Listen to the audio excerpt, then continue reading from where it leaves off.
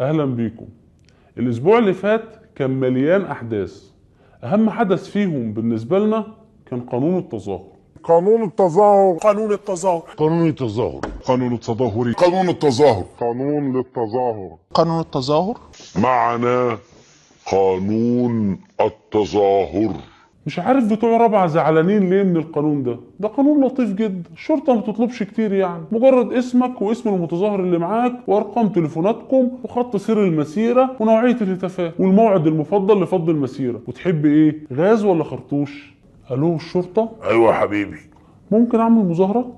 امشي يالا امشي. شكرا. بصوا، انا مش هناقش القانون ده من الناحية القانونية او الدستورية او السياسية ولا الكلام من ده، ولا هقول ان بتوع 30/6 بعد ما خلصوا مظاهراتهم وشربوا الماء والعصير بتوع الشرطة قرروا بقى ياخدوا السلم معاهم فوق ويلغوا المظاهرات. احنا هنناقش القانون ده من منظور تاني خالص هقول لكم عليه اخر الحلقة.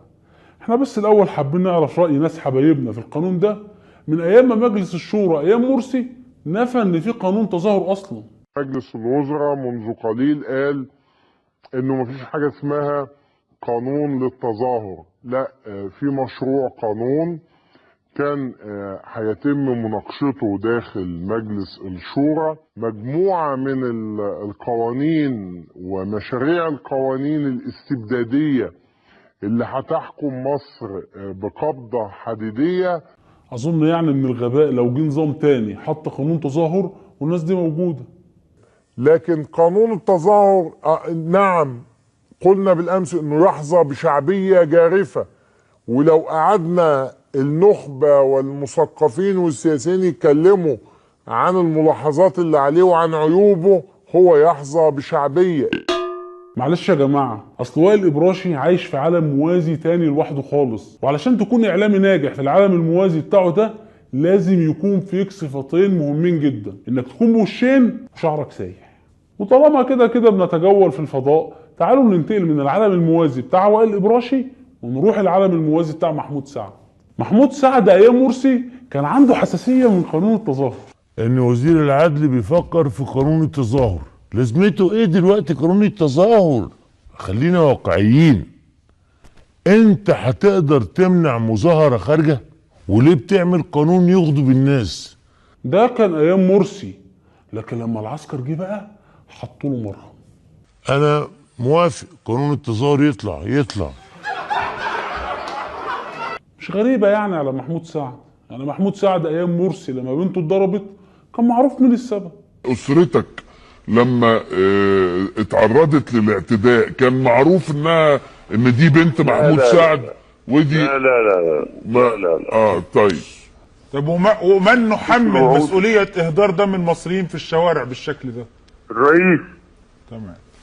تمام. الرئيس بلا جدال. بس بعد مرهم العسكر.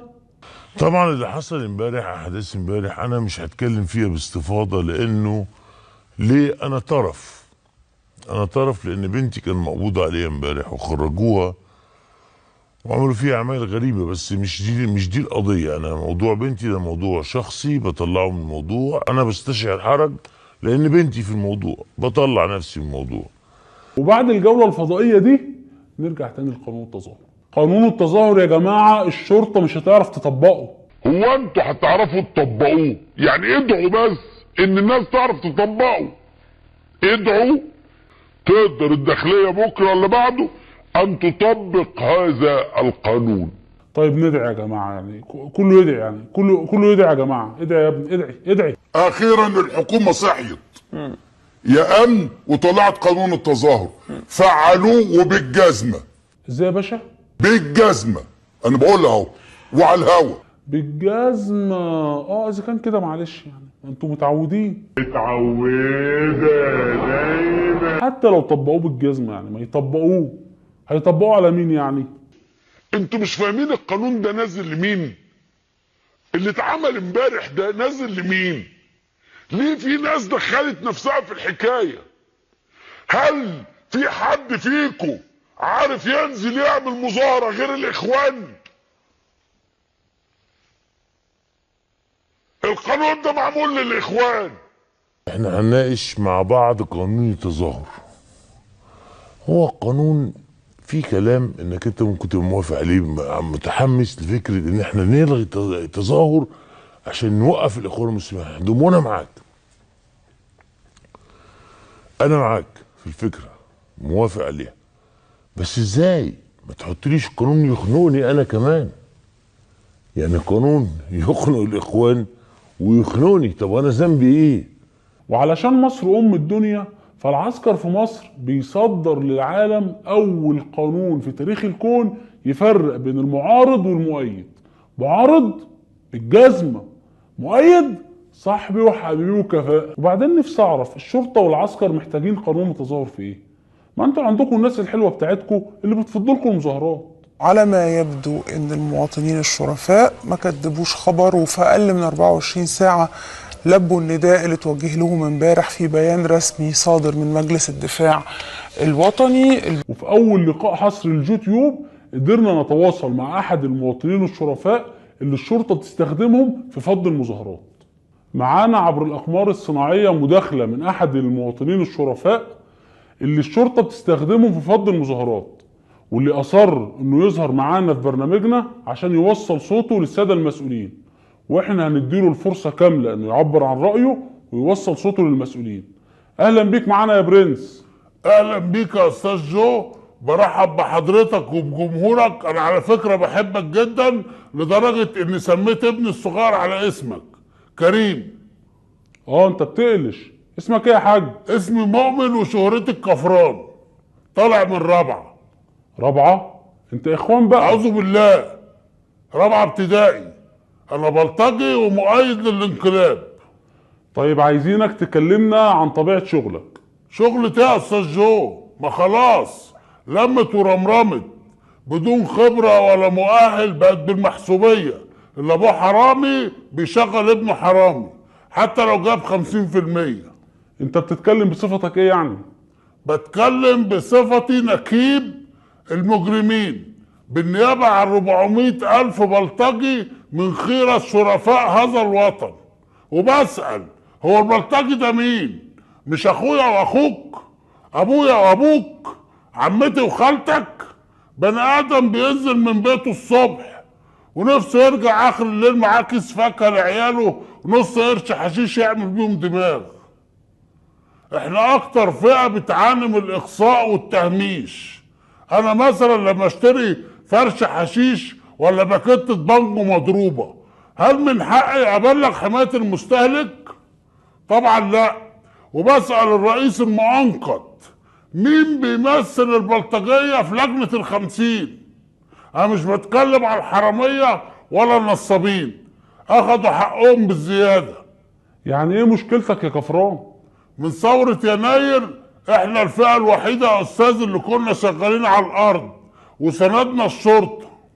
ايه طلباتكم يعني؟ عندنا مطالب، والا هندعو بالتصويت بلال الدستور، واشوف راجل بشنب يدخل لجنه هشقه نصين افرجه على الطحال وقتي واهله يستلموه مني بالتقسيط. يعني فين المطالب يا كفران؟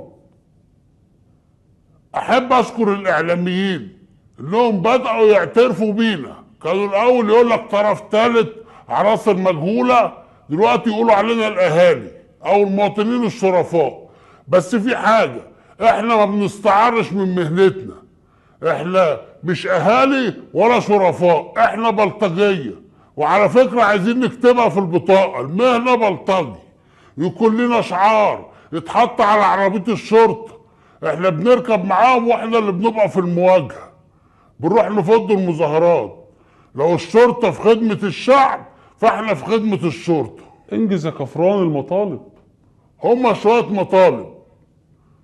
تحسين البلطجيه في الدستور، مش كله عاوز تحسين واحنا اللي جايين من الصين. يقول لك المعلمين ليها كادر، الاطباء ليها كادر، الشرطه ليها كادر. بصراحه انا مش كادر. تاني حاجه، معامله البلطجيه اللي سقطوا واتسحلوا معامله الشهداء، واطلاق اسم البلطجيه اللي اتقتلوا على الشوارع.